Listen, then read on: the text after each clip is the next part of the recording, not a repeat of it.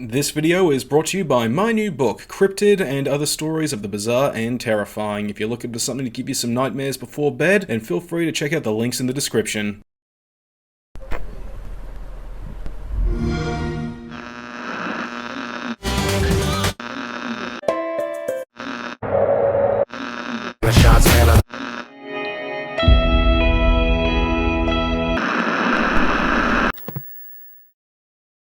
Backlogs.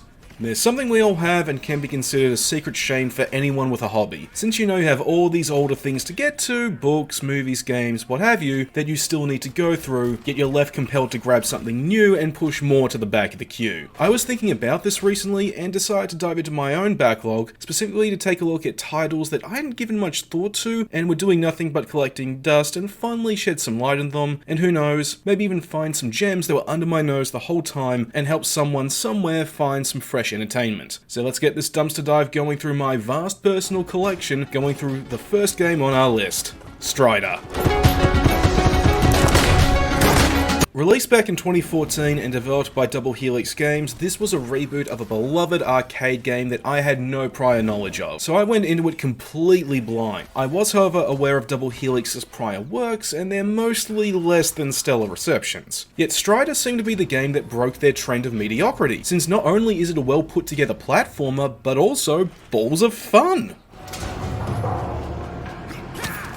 Strider sees our hero, the titular Strider named Hiryu, sent into a socialist republic to take down its leaders and liberate the citizenry from oppression. A simple and lighthearted story that feels like it's ripped right out of a Saturday morning cartoon from the 80s or 90s. Simple, campy, fun. This pairs well with the game's art direction, which can easily be called anime adjacent, with colourful characters that pop out against a comparatively more drab and oppressive backdrop, and character designs that were clearly anime inspired, without dipping all the way into the art style. However, I won't call the story amazing though. It's not trying to be the next Limbo, Celeste, or Little Nightmares. It knows what it is and doesn't try to be anything more than campy, silly fun.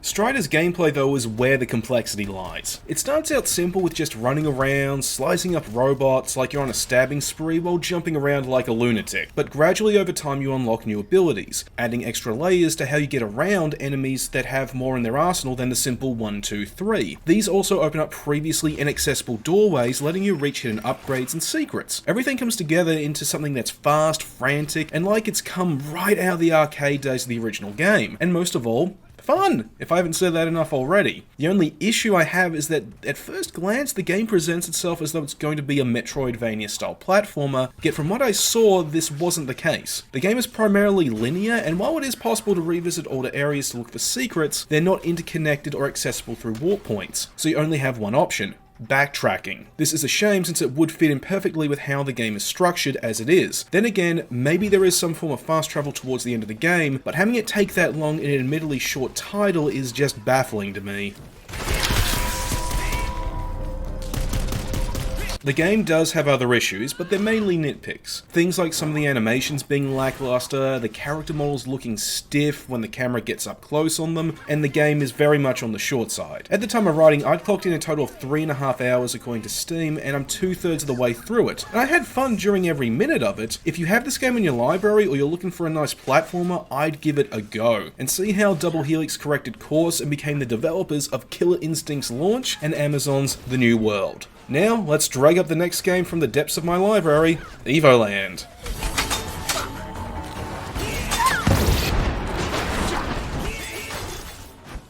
Evoland is something that's been on my radar for a long time, but never had the time to just get around to it.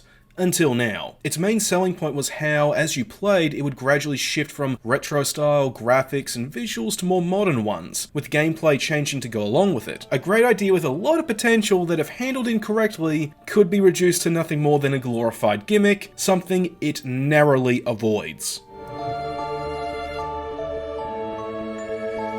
See, I don't actually consider Evoland to really be a game. To me, it feels more like an interactive history lesson. There's no real narrative, rather there's hit or miss humour and loose narrative beats to help push you along to the next chest. That unlocks a new mechanic that changes how the world functions. This is, however, also its biggest strength, because it's awesome to see the world gradually shift from oversized pixels to a fully three-dimensional landscape, and it is genuinely interesting to see how design philosophy evolved through specific genres. To be exact, JRPGs and the Zelda series.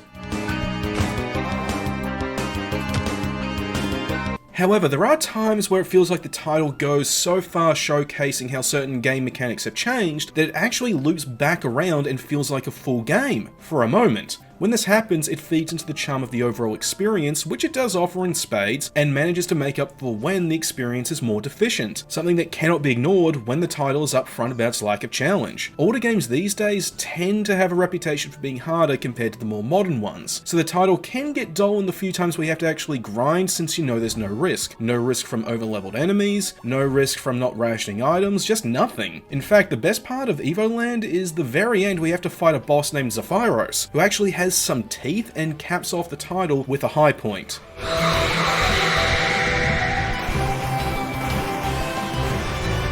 The final thing to say about Evoland is that there are two versions you can get your hands on, the original and the Legendary Edition. The latter I recommend being the version to grab.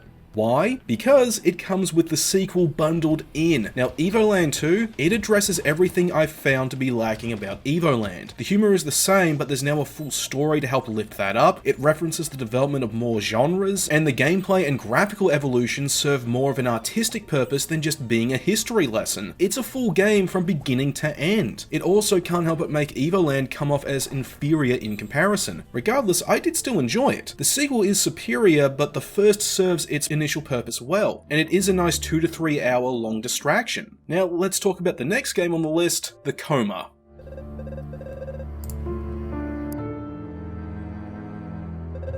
Now, the Coma is an indie horror title from South Korea. The version I played was the RECUT edition, a remaster with higher quality art, new mechanics, and rebalancing. I'd been aware of this version for some time, but didn't really know what to expect once I jumped in. What I got was an adventure game experience that reminded me of Tiny Toons Adventures: The Great Beanstalk. Except not a bad experience rose-tinted by nostalgia, but an actually solid experience that is brought down by its own flaws.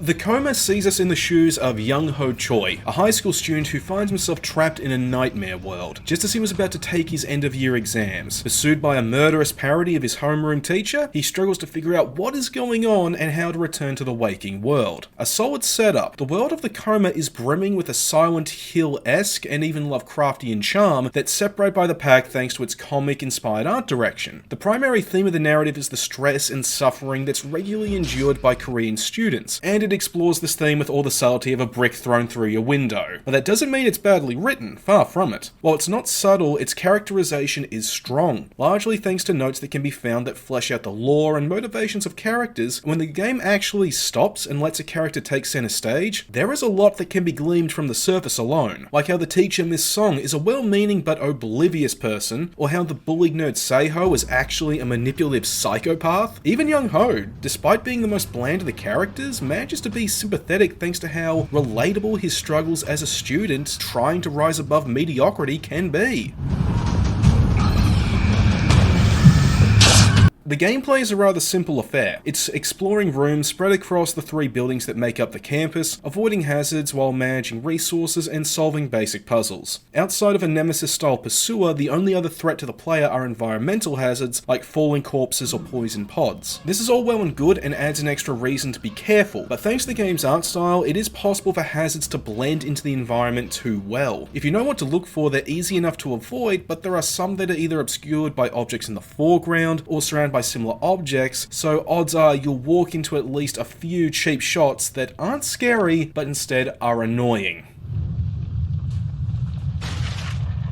The Pursuer, though, is the real source of dread in this game. Shadow Song functions as the Coma's answer to Nemesis. You never know when she's going to show up, and as the game progresses, not only does she deal more damage, but also starts dealing status ailments. But unlike Nemesis, it is possible to make educated guesses where she is and avoid her, and you do have a way to minimize her noticing you, your torch. If it's on, you get a good look at the environment and potential hazards, but Shadow Song can see you from a mile away. But if it's off, she can only see you up close, but you can't see what's around you, and at risk of running into a hazard. Now this helps create a really nice tense atmosphere that puts you in the right mindset to get scared, though I will admit, not at first. Honestly, I did not find the game to be that scary until I was at least a third of the way through. That's when things start to become more otherworldly and frantic. In fact, I actually did consider putting the game down more than once until things really got going and finally pulled me in.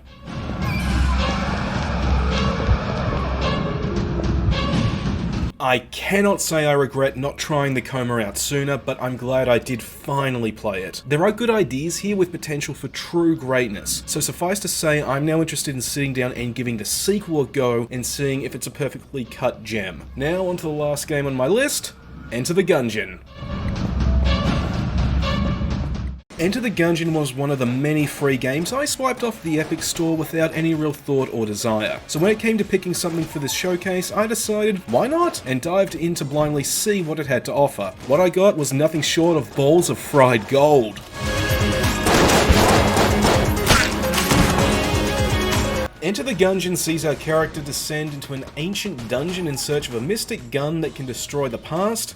And that's it. We're dungeon diving for a magic treasure while shooting up gun pun based enemies. Don't let that fool you though, the game's sense of humor is far from cringe. In fact, it's rather endearing. Everything is presented in a cutesy, cartoony style with a lighthearted tone, and it never gets old. Thanks to how well animated the sprites are, giving every enemy personality, and a soundtrack that is just bitchin' to listen to that ties the presentation together. Hell, the main menu theme is just splendiferous. Take a listen.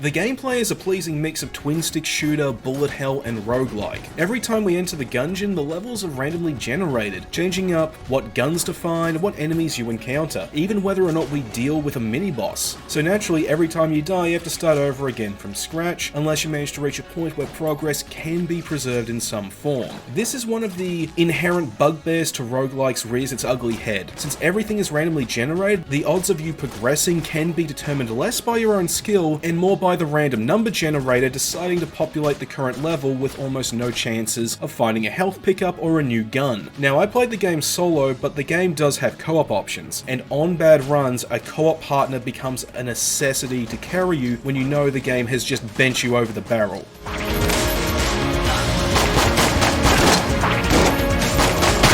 Combined though, everything comes together into an energetic experience, with projectiles flying, tables flipping, and the player jumping over the place to avoid fire, and things do get very chaotic. Thanks to a diverse enemy roster that constantly keeps you on your toes, and a loot pool that's right out of Borderlands, which further feeds into the roguelike side of things, with your character changing each run as they pick up new guns and passive items, opening up new strategic options as you try to dive deeper into the Gungeon, something I was not very good at.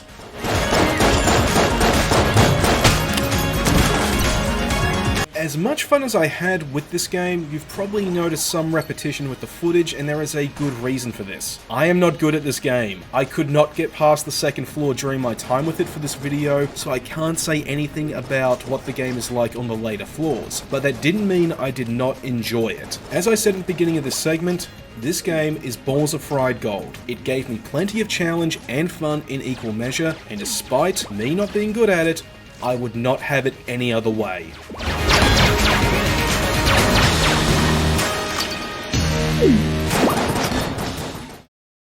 Well, cool, that video's finally done. I hope you guys enjoyed it. If you really liked it, then feel free to hit the like and the subscribe buttons. Now for the next game review, I'm planning to take a look at Mortal Shell, and I also plan to do a first impressions on Pathfinder Wrath of the Righteous. As for movie reviews, unfortunately I've got nothing to really say on those other than I've still lost my mojo thanks to the lockdowns and still struggling just to get it back. In any case, I do have more planned for the future, so please stick around.